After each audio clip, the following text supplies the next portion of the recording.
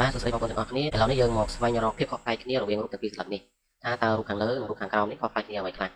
អញ្ចឹងយើងមើលចាប់ផ្ដើមរូបទី1គឺកន្លែងនេះមានឃ្មុំពេលរូបទី2យើងមើលអត់មានឃ្មុំទេតែមានមេអំបៅនេះគឺជាភាពខុសប្លែកមួយហើយមួយទៀតមើលសម្បកឃ្មុំរូបទី1នេះសម្បកពេញហើយរូបទី2នេះផតអញ្ចឹងអានេះក៏ជាភាពខុសប្លែកគ្នាមួយដែរ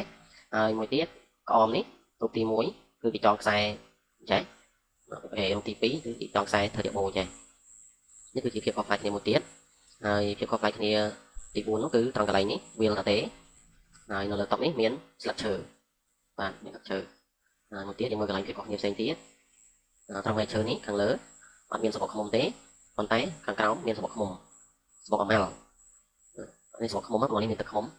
នេះសម្បកឃ្មុំហើយចំណុចផ្កាខាងលើនេះមានផ្កា3ខាងក្រោមនេះមានផ្កា2បាត់1ហើយត្រង់ចំណុចកន្លែងនេះអត់មានសាក់ឃ្មុំហើទេពេលកន្លែងនេះមានសាក់ឃ្មុំហើបាទអញ្ចឹងភាពខុសប្លែកគ្នាច្រើនមែនតើហើយកន្លែងណាទៀតបងប្អូនមើលដបូលនេះអានេះគេមាន2ជាន់ដបូល2ជាន់ពេលខាងក្រោមនេះមានដបូល1ជាន់ទេ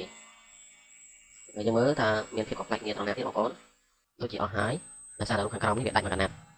មួយទៀតមែកឈើបាក់ខាងលើនេះគឺវាលៀនទៅខាងលើដល់ពេលនេះអត់មានទេស្មើអញ្ចឹងបើបងប្អូនរកឃើញភាពខុសប្លែកគ្នាត្រង់ណាទៀតបងប្អូនខមមិននៅក្រោមវីដេអូនេះ